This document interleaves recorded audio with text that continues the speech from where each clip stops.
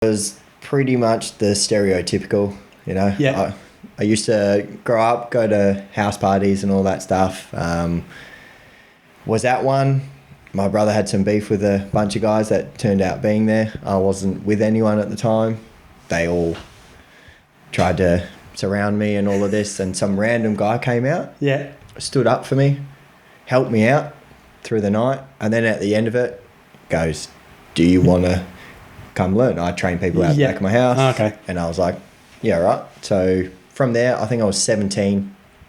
Wasn't the best of kids, but went in, started doing this, and it just sorted me out. Came in, we were training out the back. Everything was old school. Everything was fun. But yeah, just fell in love from day one. Yeah. Was it Muay Thai? Was it? So it was technically Lethwei, which Yep. is so in all of them. So like Muay Thai, Myanmar, Laos, Cambodia, they all have a very similar but different style of martial arts. The one we were learning was Lethwei, which traditionally is with no gloves. You're allowed so no glove fighting. There's no judges, so the only way to win's by knockout. What? And you're allowed a headbutt. So it's a little bit... That's hardcore. And you were learning that at 17? Yeah. Straight up, just... Yeah. So what's the learning process of that? Is this you just straight into it, or for you was this straight thrown into the deep end?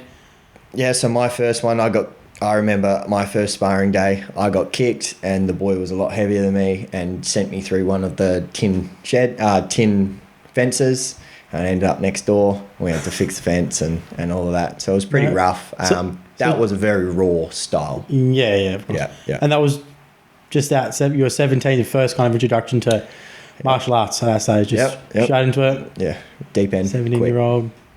And then I think I trained there for, 3 months, and that decided that I actually want to do it. So I wanted to go to a proper gym. So I was training with my brother at the time. So my brother and my best friend, we were all going, we did it. So, and then my brother was living probably 45 minutes away. So he ended up going to a different club that I went to. So we both split. So myself and my mate went to one in Rockingham. So just a local one. It was like literally in a squash court. Yeah, right. So there was all squash courts, and then the last one was a Muay Thai gym.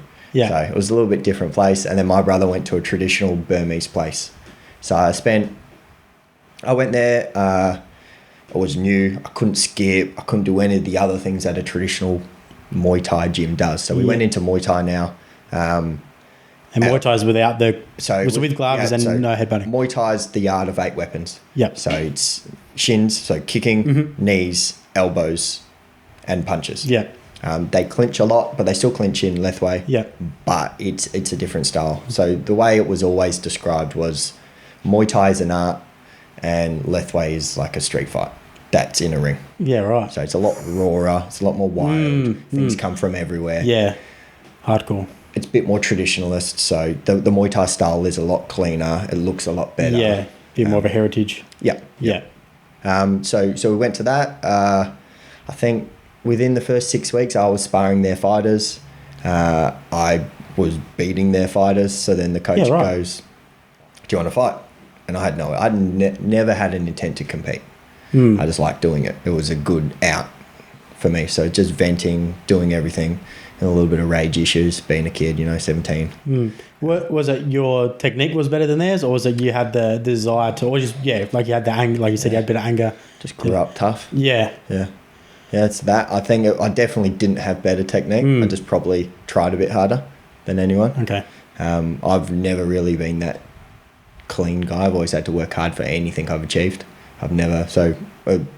My dad used to tell me, it was always a pillar of confidence. He told me once that your brother can pick anything up and be amazing, he's super talented. You're not. He goes, but your work ethic gets you places. So we ended up, through our hockey career, through our fighting career, we ended up pretty much in the same spot.